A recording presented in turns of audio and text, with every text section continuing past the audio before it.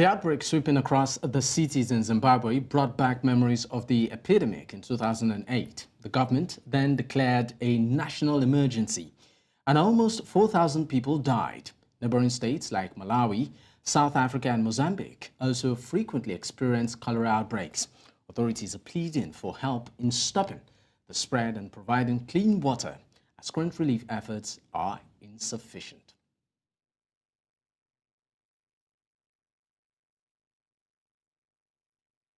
All right. Anyways, we're talking about the issue of cholera outbreak in Zimbabwe. It's been a very dire situation. It's led to, I think, a number of deaths, and people are literally panicking. You know, the government is asking for some international help, and they're trying to see what they can garner within the country to salvage the situation. But anyways, joining us to give more insight into the topic of discussion is a Zimbabwean journalist, Emma Zihonye. Emma, thank you so much for joining us. Thank you so much for having me. It's a pleasure. We're talking about the cholera outbreak in Zimbabwe, and that has surged and spread again in the last month. What factors would you say have contributed to the rapid spread of cholera in the country? All right. The biggest cause of cholera in Zimbabwe is most definitely the shortage of water, poor sanitation, and poor hygiene in Zimbabwe.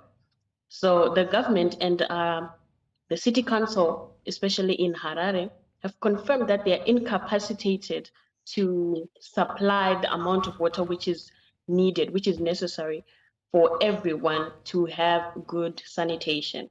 So that's the number one, the biggest problem. So Harare City Council says that it is now producing only 350 megaliters in Harare, in the capital city, where half of the cases have been recorded. But Harare needs at least 1.2 million megaliters so that everyone can have enough water. So most of the places in Harare suburbs, they don't have water like most of the week. You can have water like 2 times a week, 2 days a week. So poor hygiene is the root of this problem, and it will keep reoccurring because the root of the problem is not being fixed by the government and the city council.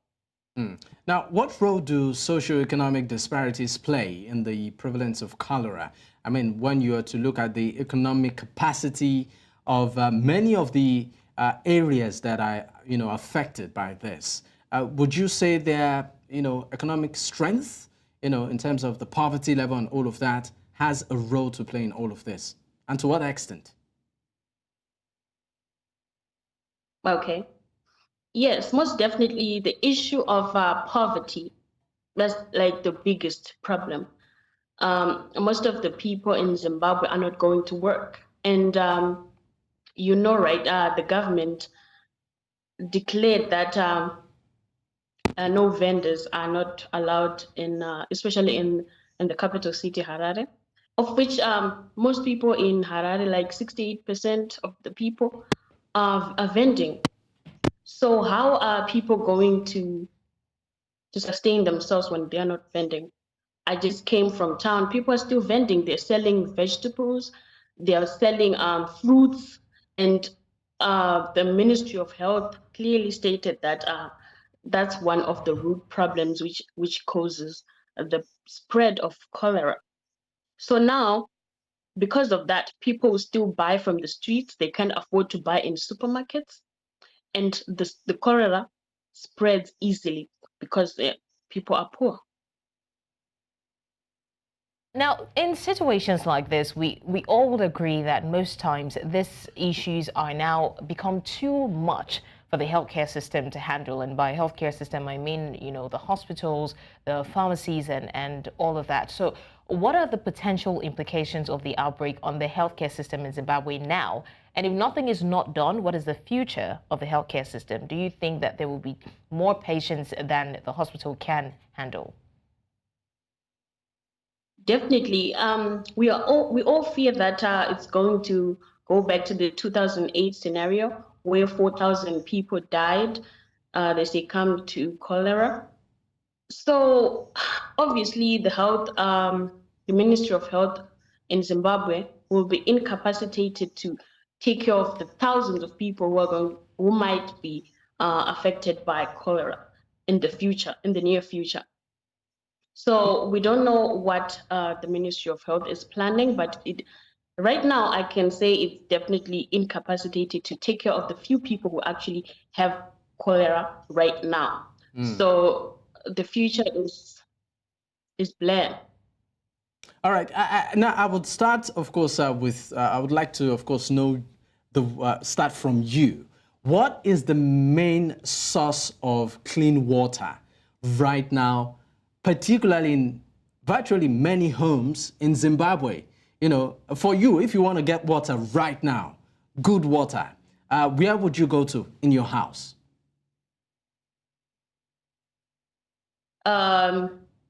Most people, even me, are like getting their fresh water from wells, which are not safe.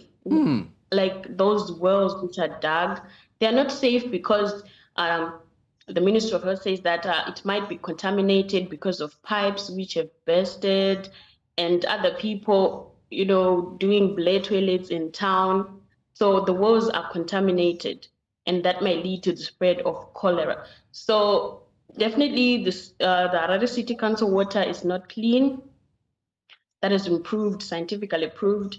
And then the bore water, some people resort to drilling bores in their homes, but at the same time, they might be contaminated underground. Okay, yeah, well, of course, I mean, you might get, I'm sorry to cut in, but you might get it from places like wells. Are there sort of public sensitization as regards treatment of water, for instance? So let's say I get my water from the well, I get it from a bowl, I get it from, you know, an open stream. How much of public knowledge is out there that you need to actually treat that water? Maybe, I mean, the most basic is boiling, right? Let's even say you don't want to add like chemicals and all of that. The most basic is boiling and all of that. Now, in terms of public awareness, would you say it's really out there in terms of how people can treat their water? I believe most of the public awareness was done after the 2008 scenario, but right now it has not been so popular. A lot of people know that you have to boil water or use chemicals to clean it, but most people in Harare, they're just drinking water directly from the well or their bowls. They're not cleaning it further to prevent cholera.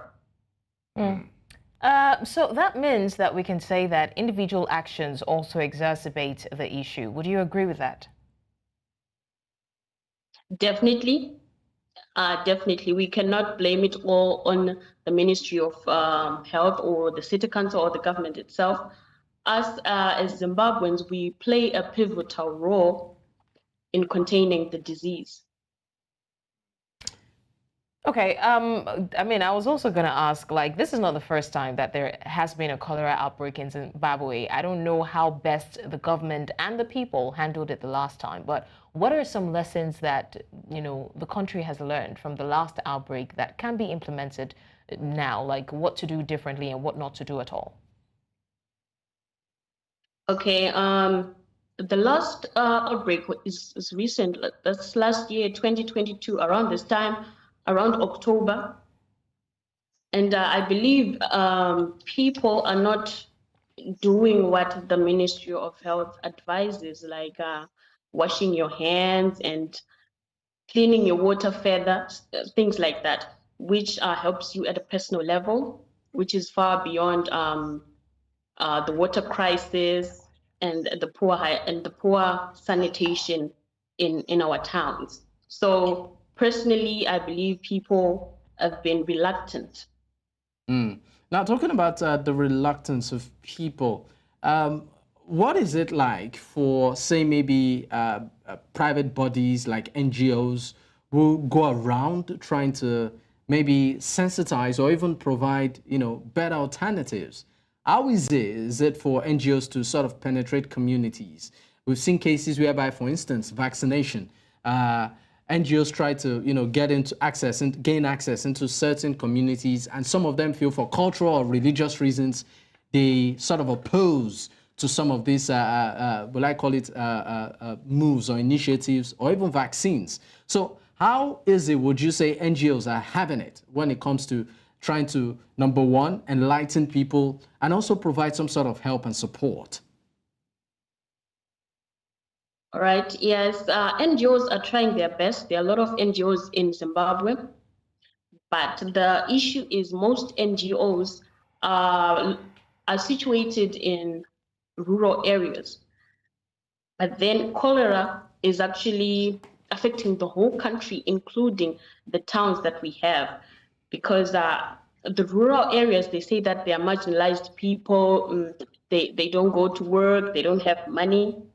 But at the same time, even the capital city is facing the same problem. It's actually greater or bigger in the capital city. So yeah, NGOs are trying, they do awareness campaigns, adverts, radio, TVs, and everything, but I feel like they're marginalizing the people in towns, of which most people are in Harare. Harare State, you have like during the day, like 4 million people. Zimbabwe is like 15 million people. Right. And 4 million people are in the capital. Okay, thank you so much, Emma, for bringing us up to speed on what's happening in Zimbabwe and trying to explain and, put in perspective some of the things the efforts that have been made. Thank you, and we do hope that the situation gets better from here. Thanks for joining us. I hope so too. Thank you for having me.